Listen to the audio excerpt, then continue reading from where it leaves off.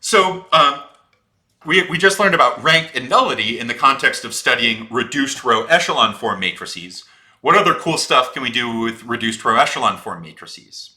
Well, one thing to observe is that because of the rigid structure imposed on reduced row echelon form matrices, we can learn certain things about how the columns relate to one another. So the major thing to take away here is that the non-pivot columns are always linear combinations of the pivot columns. Now, this might sound more intimidating than it actually is. Let's look at our example here. So here we have a matrix that's in reduced row echelon form. We have a row of zeros here at the bottom. Our first pivot is in the 1-1 position. Our second pivot is in the 2-2 position. And our third pivot looks like it's in the 3-4 position. So let's just review the terminology here. This matrix is in reduced row echelon form. It has 3 pivots, so there are 3 pivot columns, and we would say that the rank here is 3. And there are 2 remaining columns. Those are the non-pivot columns. Let's take a look at the first non-pivot column. So I'm putting these labels above the columns just so I have something to call them. So the first column is called V1, the second V2, and so on. So the first non-pivot column in this matrix is this vector V3, so the third column of this matrix. Well, if we look at the first 2 pivot columns, they're extremely simple vectors. The first pivot column is 1 with a bunch of zeros, and the second pivot column is 0, 1, and then 2 zeros. And if we look at the third column, this is the first non-pivot column, its coordinates are -3, 7, and then 2 zeros.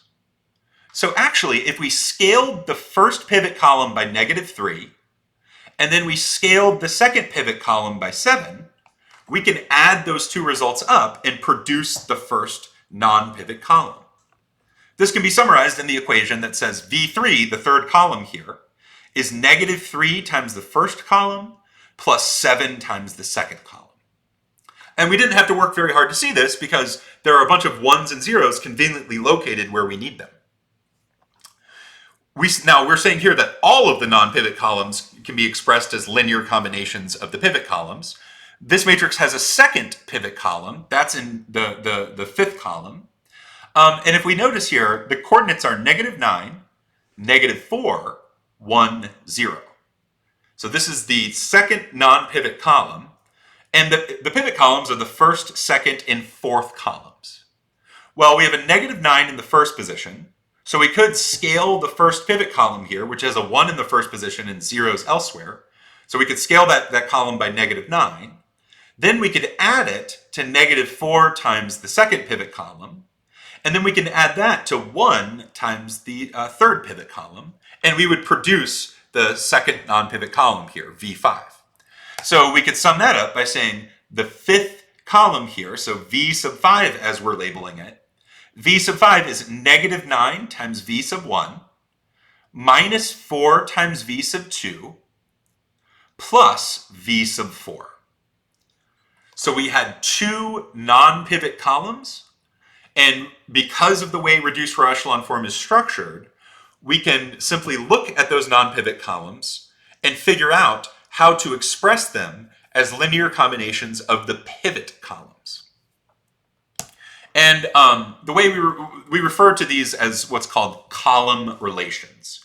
What we're doing is we're looking at the matrix and we're deriving equations that the columns satisfy. In this case, we had 2 non-pivot columns, so we got 2 column relations. So let's look at another example. Here's another example of a matrix that's in reduced row echelon form. Here the rank is 3, so we have 3 pivots here. And there are 5 columns again, which means that we have 2 non-pivot columns. The first non-pivot column is the second column here, which I'm labeling as V sub 2. And if we look at it, its coordinates are 5, 0, 0, 0. Well, 5, 0, 0, 0 is really just 5 times 1, 0, 0, 0. So this is telling us that V2, the first non-pivot column, is equal to 5 times V1. V1 is the first pivot column. What is the second non-pivot column? The second non-pivot column is the fifth column here, and its coordinates are 3, -8, 9, 0. And what we see here is that we could scale the first pivot column by 3, the second pivot column, which is the third column of the matrix, by -8, and then the third pivot column, which is the fourth column of this matrix, by 9. And when we add that combination up, we get the second non-pivot column here. So we can express that as an equation. The fifth column in this matrix, which is the second non-pivot column, is 3 times the first column minus 8 times the third column plus 9 times the fourth column. So we get column relations from the non-pivot columns. And another way to think of this is, well, the number of non-pivot columns is called the nullity. So the number of column relations we're deriving from this process is equal to the nullity of the matrix. Now, I want to point out that this actually has utility. So let's look at an example, and then like where we derive the pivot relations or the column relations. So this is the example from the previous slide. So we had our 3 pivots, and we had our column relations. So the column relations were: the second column is 5 times the first, and the fifth column is 3 times the first minus 8 times the third plus 9 times the fourth. What I'm going to do now is I'm going to rewrite these column relations so that we move everything to one side. So in the equation V2 equals 5V1, I'm going to move 5V1 to the left so that we get a 0 on one side and all of the vectors on the other side. So saying that V2 is 5 times V1 is the same equation as saying -5 times V1 plus V2 equals the 0 vector.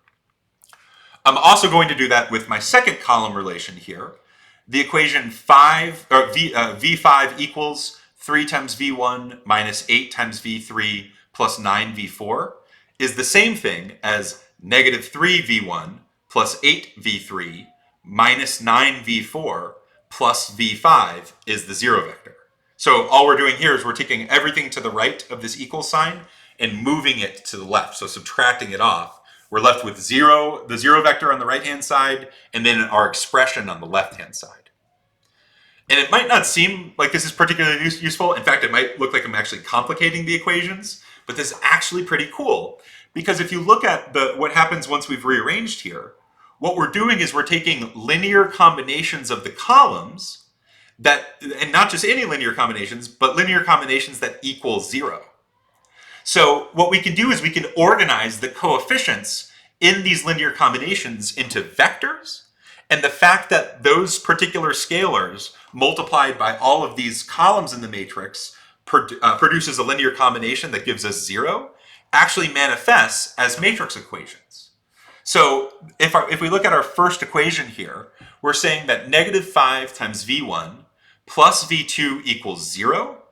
Well, the scalars that we're using here are -5 for the first position, 1 for the second position, and then we're not including the other vectors, so we can view that as multiplying them all by 0.